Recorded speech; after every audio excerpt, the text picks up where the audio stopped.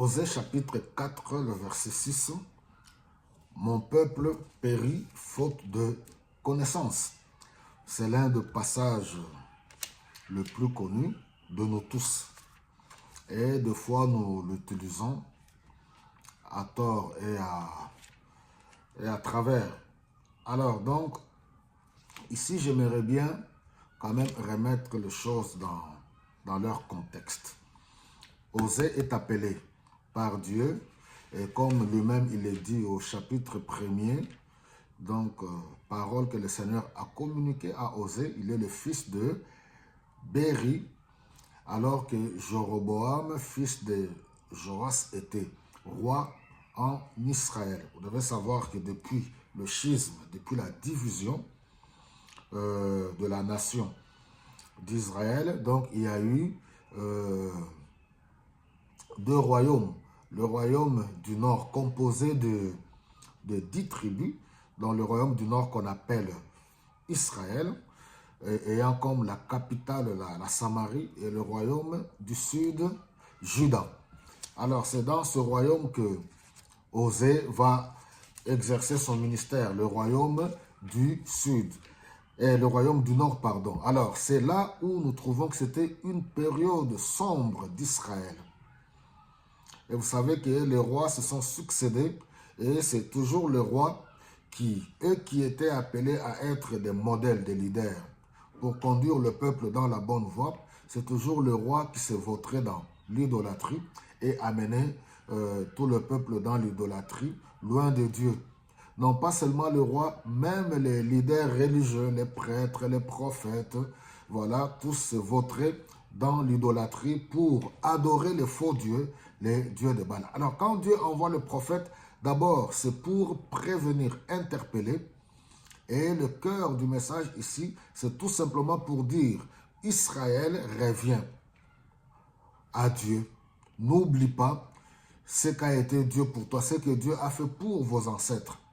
Comment il vous a délivré de la servitude en Égypte durant plus de 4 siècles. Vous avez oublié comment Dieu a intervenu dans vos vies.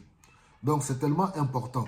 Et l'image ici présentée souvent dans l'Ancien Testament, entre la relation entre Dieu et son peuple, c'est l'image de la famille, du mari et le peuple qui est l'épouse. La preuve en est, il accuse le peuple de se prostituer.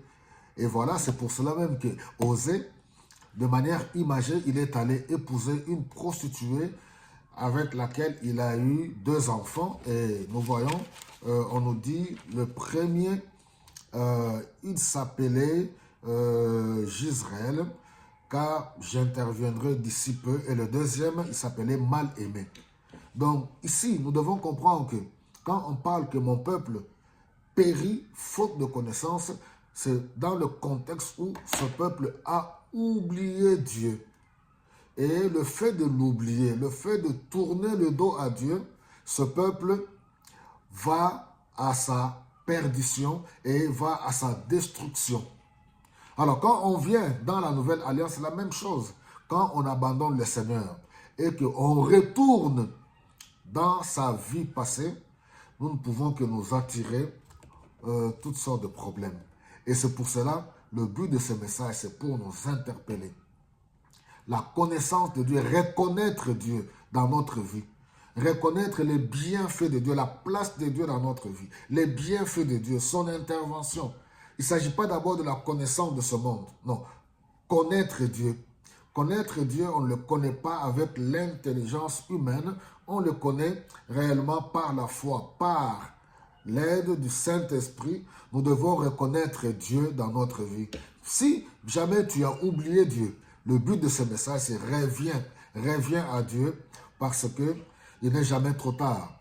Quand Dieu envoie le message, ce n'est pas d'abord pour condamner, bien qu'il y aura calamité, mais si vous vous détournez de mauvaises voies, de vos mauvaises voies, Dieu va vous restaurer, Dieu va vous guérir. Alors soyez tous bénis au nom de notre Seigneur et Sauveur Jésus-Christ. N'oubliez pas ce message, prenez-le, partagez-le autour de vous pour nous soutenir, pour nous encourager, pour ne pas rester dans l'isolement, ni dans la perdition. Parce que Dieu est amour. Notre Dieu est amour. Que le Seigneur vous bénisse abondamment.